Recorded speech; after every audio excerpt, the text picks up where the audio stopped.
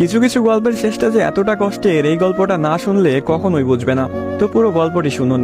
একটি 19 বছর বয়সী মেয়ে তার প্রেমিকের কাছে গিয়ে বলে, আমার 20তম জন্মদিনে তুমি আমাকে কি উপহার দিবে? ছেলেটি মুচকি হেসে বলল, এখনো তো অনেক সময় আছে, আর সময় হলে তুমি তোমার জন্মদিনের উপহার পেয়ে যাবে। বেশ কিছুদিন যাওয়ার পর একদিন হঠাৎ করে এই মেয়েটি অজ্ঞান হয়ে যায়। বাসার সবাই বেশ অস্থির হয়ে যায়, কিছুই বুঝে উঠতে পারছিল না কেউ কি হয়েছে মেয়েটার। তারপর সবাই মিলে তাকে হাসপাতালে নিয়ে গেল। হাসপাতালের ডাক্তার অনেক পরীক্ষা নিরীক্ষা করার পর তার পরিবারকে জানালো, সাদিয়ার হার্টে একটা ছিদ্র ধরা পড়েছে। এখন যদি খুব তাড়াতাড়ি হার্ট পরিবর্তন না করা হয়, তাহলে হয়তো সাদিয়াকে আর বাঁচানো সম্ভব হবে না। সবাই এই কথাটি শুনে কান্নায় ভেঙে পড়ল। সাদিয়ার মা বাবা কিছুতেই মেনে নিতে পারছিল না। সাদিয়ার প্রেমিক সাকিব তার বিষয়ে ডাক্তারের কাছ থেকে সবকিছু শুনে বলল, এ কিছুতেই হতে দিবে না সে।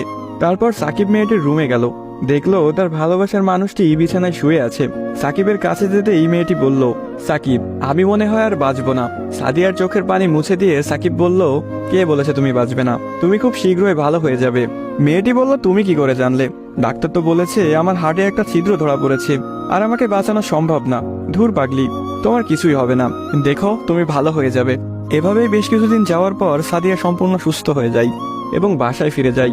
বাড়িতে ফিরে এসে সাকিবকে খুঁজতে থাকে, না পেয়ে সাকিবের বাড়ি চলে যায়। সাকিবের বাড়িতে কেউ নেই। অবশেষে সাকিবের ছোট বোনের দেখা পেল সাদিয়া। কিরে, তোমার ভাই কোথায়?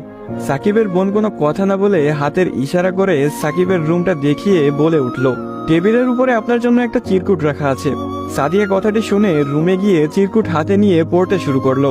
প্রিয়তমা, আমি জানি যেদিন তুমি এই চিরকুটটি হাতে পাবে সেদিন তুমি সম্পূর্ণ সুস্থ হয়ে যাবে, সবকিছু ঠিক হয়ে যাবে আগের মতো, যেমনটা আমি তোমাকে বলেছিলাম। আমি বলেছিলাম না কিছু হবে না, দেখছো তাই হয়েছে। তুমি আমার কাছে 20তম জন্মদিনের উপহার চেয়েছিলে না? অনেক ভেবেছি, কিন্তু তোমাকে কি উপহার দিব ভেবে পাচ্ছিলাম না। তোমার অসুস্থতার কথা যখন ডাক্তারের কাছ থেকে শুনলাম, যখন বললো একটা হার্ট খুঁজতেছিল, তখন মনে হলো তোমার জন্য এর চাইতে ভালো কোনো উপহার হয় না।